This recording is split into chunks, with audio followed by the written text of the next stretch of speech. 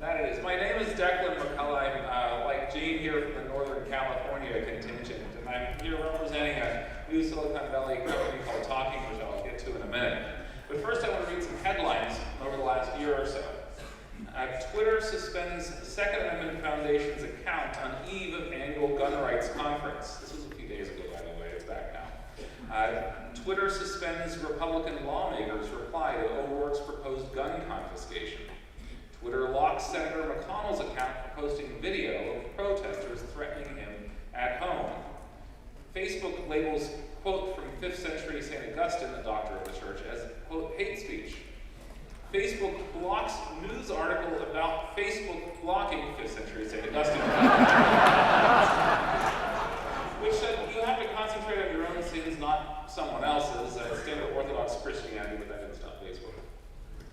Twitter locks economist John Lott's account for discussing New Zealand mosque killers' views on guns.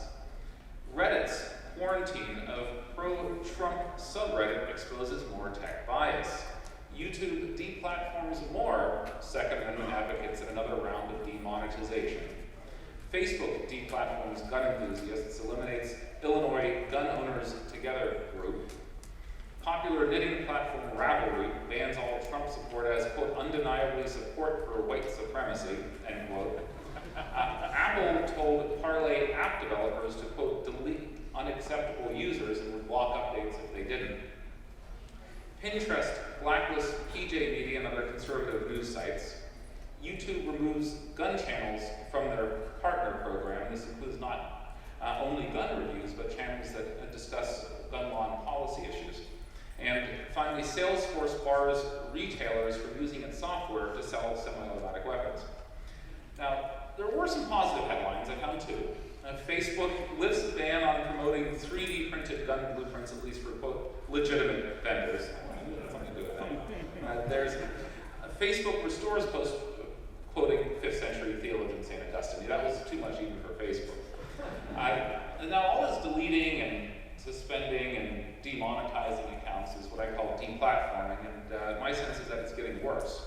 And it will keep getting worse because there's no natural limiting factor, at least according to many of these Silicon Valley companies. The limit could have been that gun reviews are prohibited, but gun rights discussions are going to be okay. But as we heard a moment ago, that's not the case. And we can't count on that being the case. And so we may end up in a situation where anyone to the right of, say, what Bernie Sanders thinks on guns is not going to be able to share their political views online. And they can post photos of their children, they can post photos of or grandchildren, nieces and nephews, or talk about cars or their vacations. Because after all, these platforms are ad-driven and they value people using them.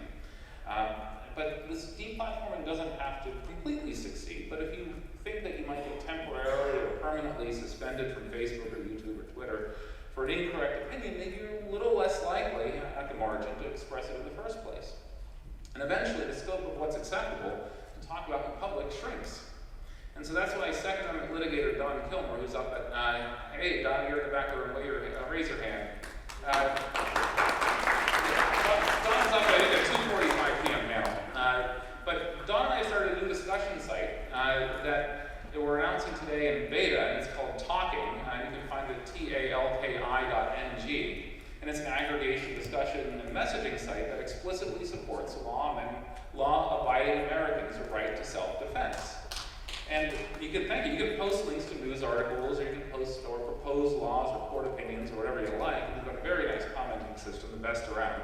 We're also going to publish original news and commentary later this year once we're out of beta. And we're free to use and free of ads. There's not one ad in the entire site that loads real fast. Now, our site, Talking, is transparent. We publish our algorithm. You can download the source code used to rank the stories on the front page. All moderator actions are disclosed publicly. There's no secret deplatforming, or we're going to bury you on the 14th page of search results going on here. About the only rule we're enforcing right now is what we call the media jackal rule. If you're posting about the stupidity or cupidity of some of our, many of our dear friends in the Fourth Estate, previous panel notwithstanding, you're supposed to tag that with the term media jackal. It's our preferred gender-neutral, politically correct way to refer to our hard-looking friends in the Fourth Estate. So if USA Today comes out with another a chainsaw, bayonet, flamethrower RPG video, and we're talking about you have to use the media jackal tag, and